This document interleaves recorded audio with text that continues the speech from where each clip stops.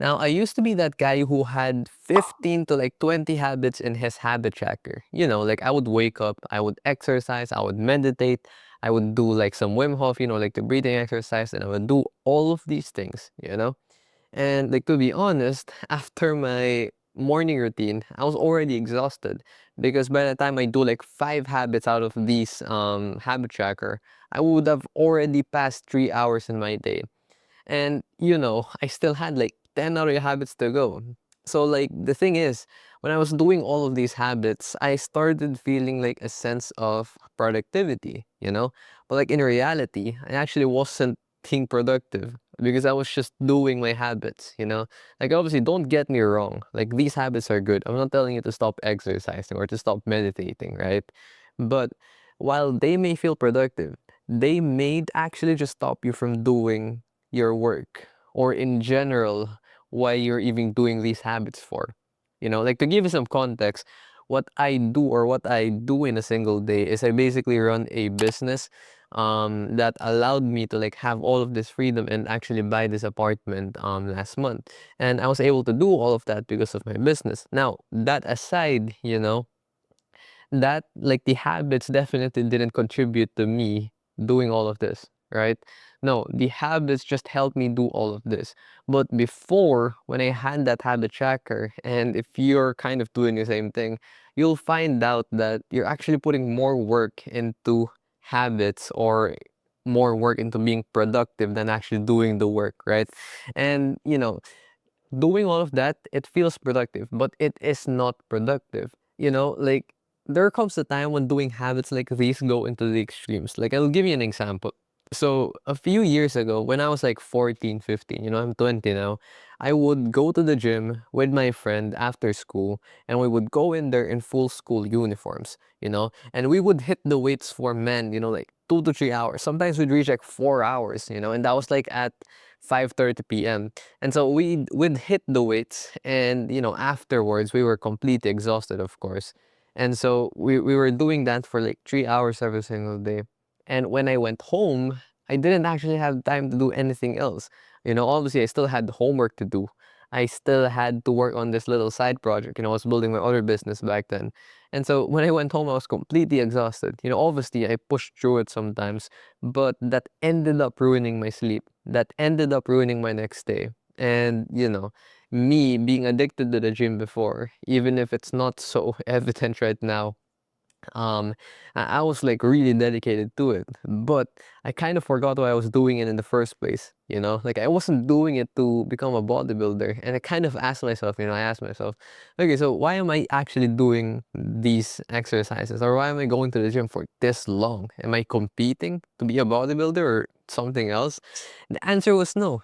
Like my first goal when I went to the gym was to actually just get a bit more fitter and maybe boost my productivity. But it ended up being an obsession. And like my point here being is if you have habits that, obviously are good for you, like exercising or meditating, are you actually doing them so they contribute to a better and more fulfilling life? Or are you just doing them out of pure obsession, like the bad type of obsession? Like, think about it, like going back to the gym thing. Are you spending that many hours in the gym because you actually need to, or because you actually are competing to be a bodybuilder? There's a limit to how much you can actually exercise and how much it will benefit you in terms of like cognitive. Anyways, so that aside, I slowly started to realize my faults. Like I realized I was meditating for so long. Like I was meditating for 30 to 45 minutes every single day. And don't get me wrong, like that's also good, but it was taking so long. And so I was exercising long, meditating long, doing some breath work, like 10 different variations, and it was tiring me the hell out. And I was noticing that I wasn't doing any sort of work or getting any progress done in my business. And so like I kind of thought to myself, what the hell am I doing? And how do I actually fix this? Now, that's when I came across this concept called strategic laziness. Now, this is not a reason for you to be lazy. No, actually, strategic laziness is a bit different. To put it simply, it basically involves you ruthlessly eliminating everything in your life that doesn't contribute to a better you. You know, like back then I had 15 habits, as you can see, but right now I'll actually show you. I only have a few habits now. I put this up recently, and as you can see, the habits now are like workout, deep work, floss, sleep, and no phone until like the afternoon for me. And so like those habits alone, they've already made me much more progress now in my business, and I feel much more happier.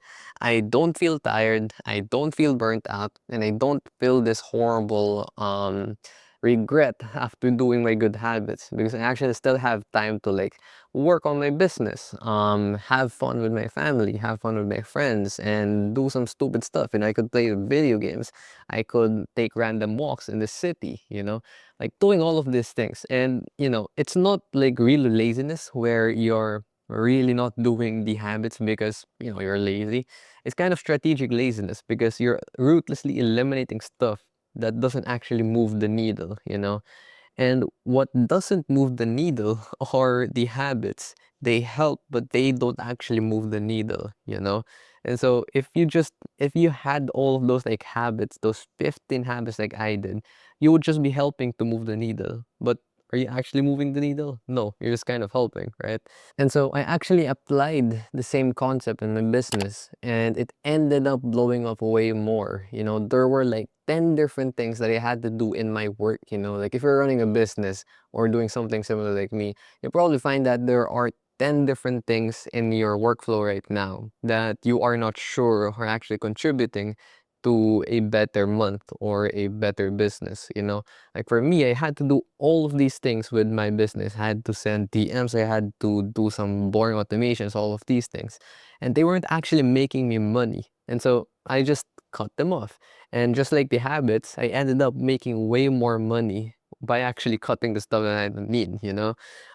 Like people would call it lazy at first glance, but if they actually see the results and where it's headed, it actually ended up being way more productive than them. So like if you're kind of experiencing the same thing as I am, I mean before where you had all of these habits and you're not even like pushing the needle forward, then here's my advice.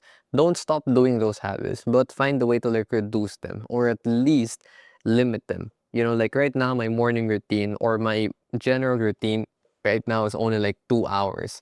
That's not like my morning routine because that's a bit too long, but it's my entire routine for the day. Like showering, meditating, exercising, doing all of the things that I need to do to like improve my life. I only take like 2 hours for it every single day.